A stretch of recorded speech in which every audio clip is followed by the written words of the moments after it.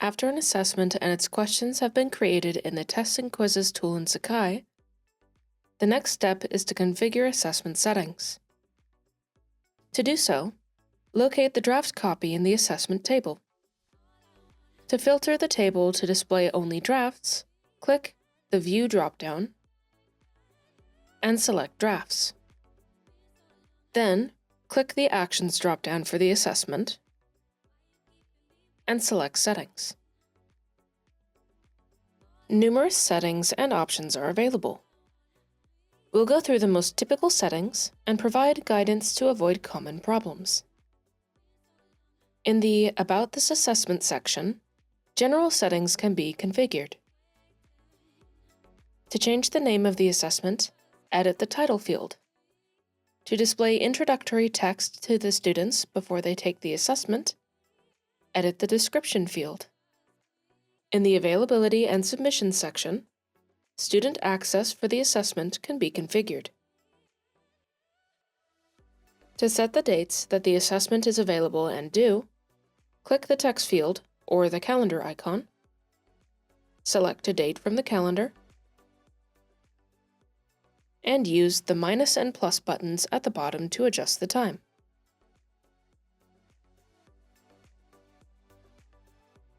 By default, late submissions are accepted indefinitely.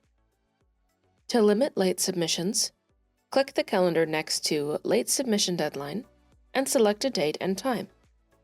To disable late submissions, select the due date. No late submissions allowed.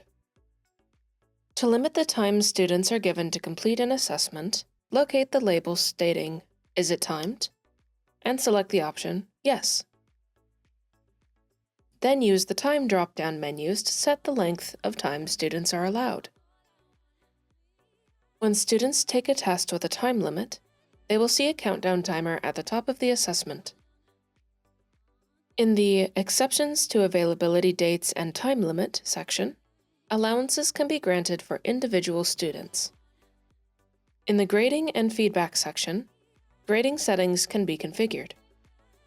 To generate a gradebook item for this assessment, click the option Send Assessment Score to Gradebook immediately on submission. However, if the assessment includes any questions that need to be manually graded, we recommend disabling this option for the draft copy. Then, after grading is complete, the setting can be enabled in the published copy.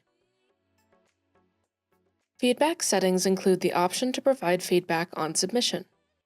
However, this option is only recommended for low-stakes or formative assessments that have auto-graded questions, such as multiple choice.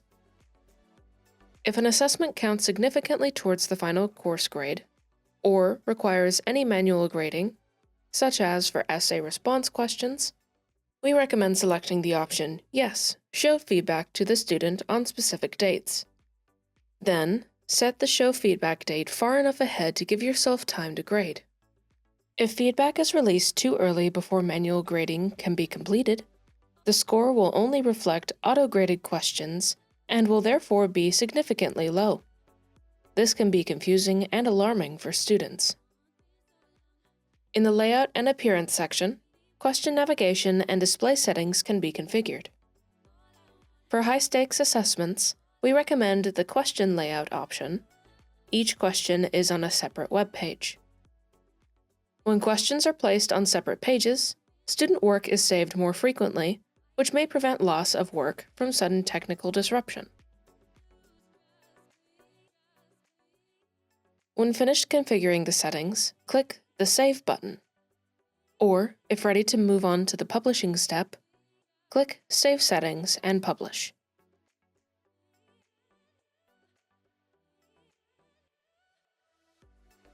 After the settings have been configured, the final step is to publish the assessment. To do so, locate the draft copy in the Assessments table and click its Actions dropdown.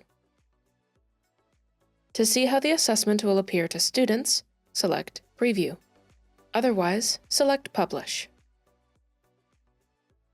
Next, review the settings for the assessment, and click the Publish button.